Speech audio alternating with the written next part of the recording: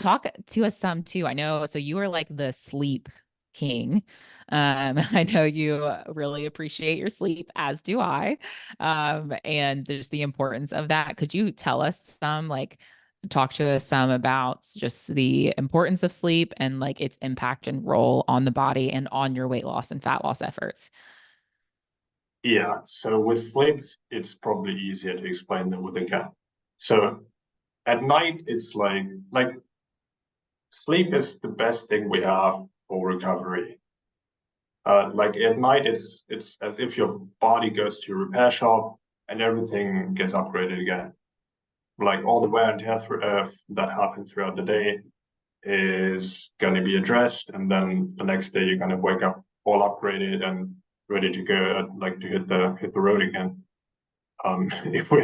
If we keep talking in car terms, um, and so it's not just the upgrade for your body, but also for your brain. Like at night, it's you have like a you have a lymphatic system where all of your body's waste products basically get collected, and then you sweat them out mostly, or you get rid of them other ways. And then in your brain, it's called the glymphatic system. Without explaining the details here, because nobody needs to know those to understand what it's about. It's basically like your whole brain is going to shrink at night to kind of make way for kind of fluid, this or whatever the name is, which is then going to wash out the whole brain and collect all the debris that just accumulates throughout the day. So the amyloid beta and plaque, which has been connected to things like Alzheimer's disease and dementia. So probably things people have heard of before. And all of that is then collected and taken out of the brain and out of the body eventually. So you do need proper amounts and also proper quality of sleep for that process to happen, so that your brain can restore basically, and like memories can be stored properly, and also your not so good memories can be put in a proper context so that you don't suffer trauma or like ongoing mental issues. And then for the body, you have a similar kind of upgrade, because your body at night produces things like human growth hormones, so your muscles actually get built at night. Like the workout doesn't build your muscle, it's the recovery process. Like the workout just sends a signal to your muscles and to your nervous system that, well, there was a damage that happened and something needs to be done to prevent the damage from happening in the future again if a similar stressor occurs. So if you lift weights, your body gets stressed, and if you lift weights again in the future, your body doesn't want to get the same kind of stress. So the signal tells the nervous system, hey, you should do something about this, like build muscle, so that I can get stronger, and next time this stress doesn't hurt us as much. But that muscle building can only happen when you give your body time to rest and the proper nutrients and the proper sleep to do that recovery work. And that happens at night, because then the proper hormones get produced that will build the muscle and or like organize the tissues in the way that do the things needed to let your body adapt to that stressor. And then you've got Yes. two more.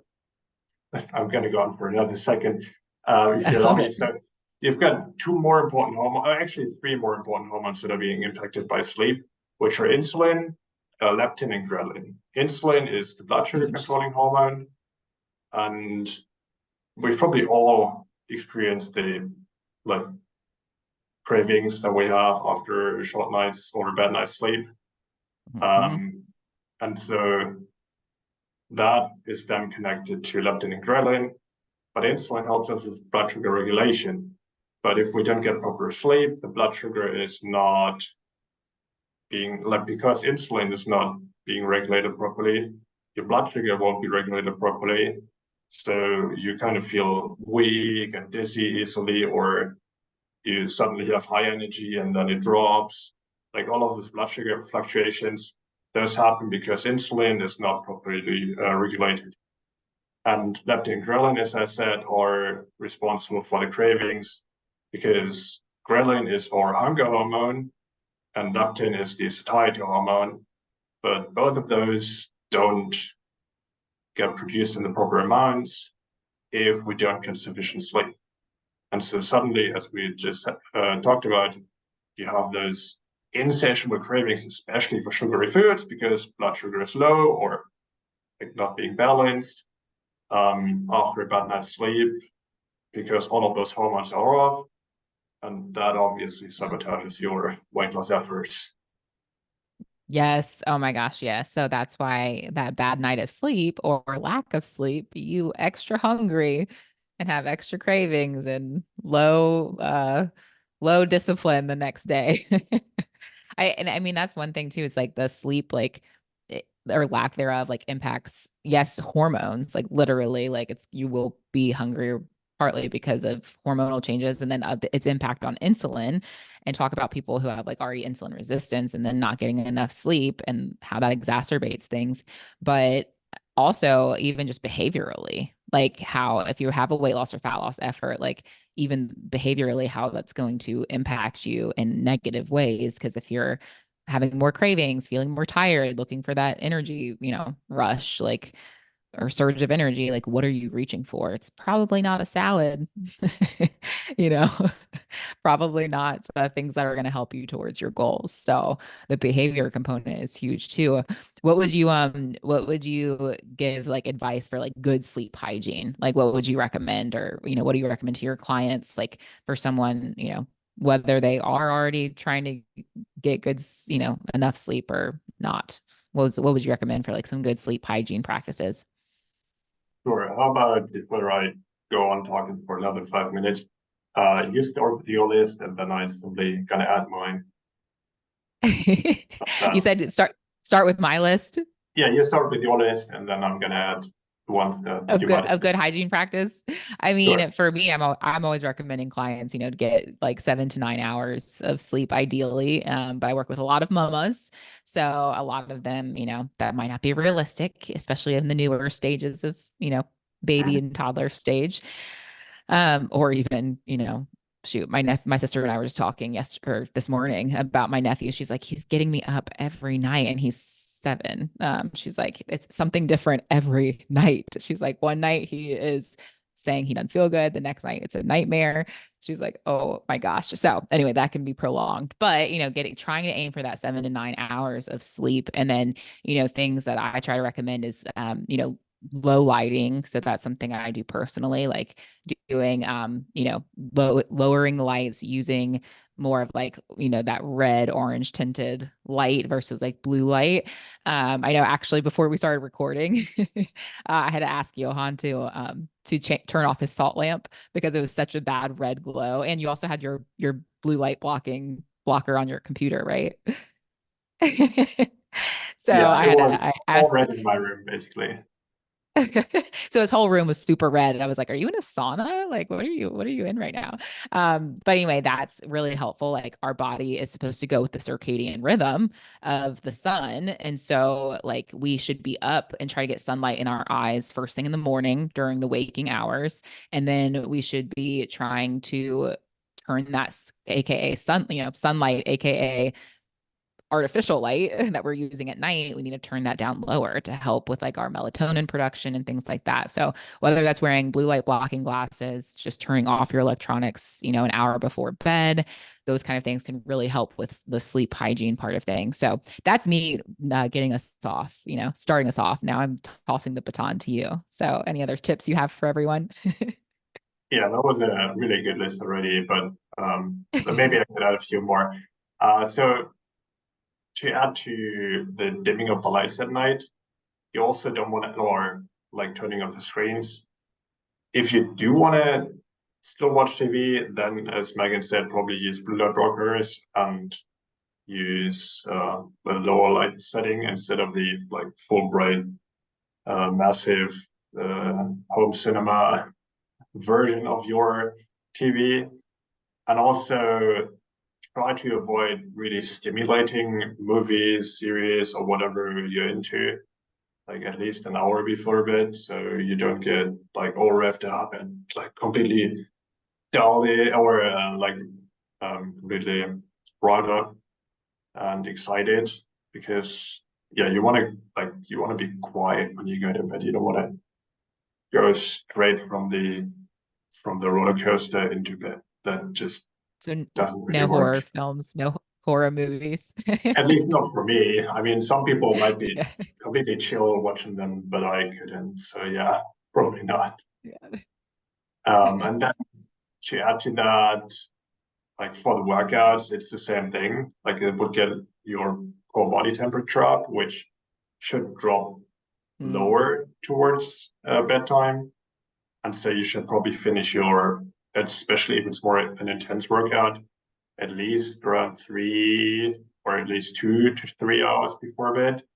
And the same goes for meals. Like if you finish dinner, hopefully it's your last meal or whatever snack you might be into. If you finish that 2 to 3 hours before bed, that's going to help you properly digest the meal and get it mostly out of your small intestine before you go to bed. And then if it's in the large intestine, it doesn't really matter, but you don't want to have your body digest or trying to digest food when lying down, because that's conflicting. And then digestion is messed up, or your sleep is messed up. But having or trying to have both doesn't really work. Mm. And if you do notice that you have like that you always wake up at night if you don't have a snack before bed, then that's most likely blood sugar drops. So that would be something to look into separately. And for that, you Yeah. could have like a small protein fat-ish snack, like a few nuts or some yogurt with protein powder or something like that before bed. But in general, that shouldn't happen with the blood sugar drops. So that's something to look into separately. And those protein fat snacks are just something to get you along the way until you figure out why you have this blood sugar dysregulation. Yes, so true. So true.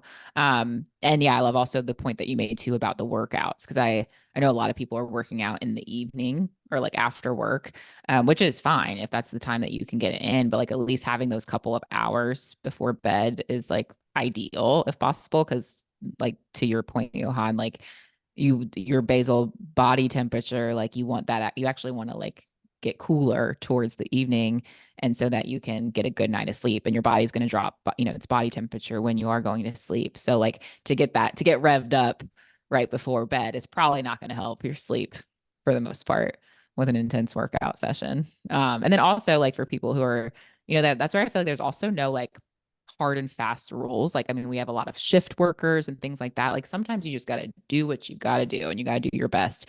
But it's like, if you can eat dinner and wrap things up 2 to 3 hours before bed, like you mentioned, like that's going to help a lot too, even just with digestion, instead of cramming a, big meal and then going and laying down is probably not going to help as far as sleep quality. And I know also, one thing to be true is really big meals can give you some weird dreams at night too. If you're having a really big meal before bed, has that ever happened to you? I'm like, that's definitely happened for me. Yeah, one in times when I didn't even think about that or didn't know about that, I was like, what kind of weird stuff am I dreaming about tonight? Weird. Things get weird. But no, those are great tips. Any others? That was a great list. Any other sleep tips you would give everyone? Actually, yeah, I've got a few more. So Oh, in okay. Let's terms of go. Let's go. how you set up your bedroom, you want it as dark as possible, as Mm-hmm. quiet as possible. Although for some people, like a super quiet room makes them kind of nervous. So for those people, I would recommend some kind of white noise machine, or even just having a fan on, which is pretty much what white noise sounds like. Yeah. That can help to drown out any other like street noises, for example.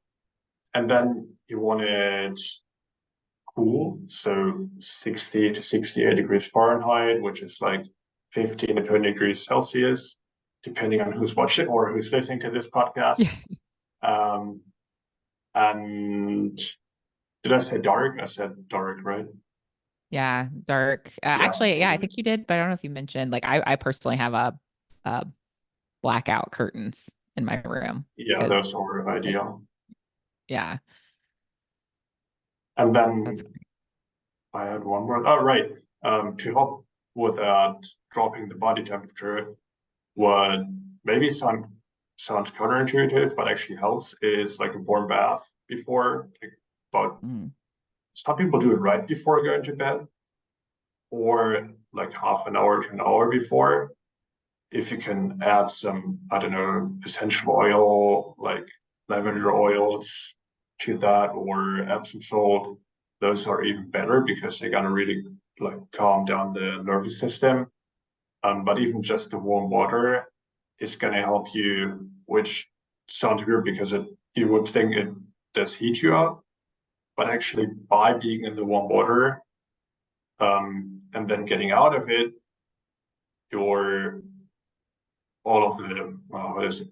It's all I always mess up this explanation, but I think your it's basal body temperature it's lowers. gonna drop, right? Because the outside of your body, um, like all of the blood is gonna go away from the center of the core of your body and towards the outside to dissipate the heat that you had from the warm water, and so that's why your whole body temperature is gonna drop, and that's gonna help you with sleep.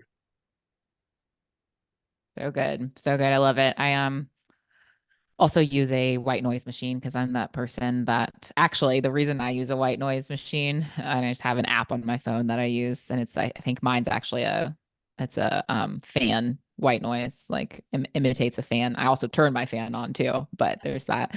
But the real reason I use it is not because I don't like the silence. Is I prefer the white noise over my husband's loud sleep breathing. So I'm like, okay, this is going to disrupt my sleep. I need white noise over your like random heavy breathing or snoring, waking me up. But that's awesome. Any other sleep tips? Did we No, get I to was the end just of the curious. list? Have you looked into like why your husband is sleeping so noisily? Just a better It's not that question. bad. I'm giving him a hard time. It's not Okay. like any sleep apnea situation, but like he's a mouth breather. I honestly, that's really the main thing. Like I need to get him some mouth tape, so that he breathes through his nose at night. But he's um what's the word? Resistant to breathing through his nose. I think he's just trying to be a pain in the butt. So but also good thing he doesn't listen to my podcasts because, us talking about him. So but this is anything I haven't shared directly to his face too. So there's that.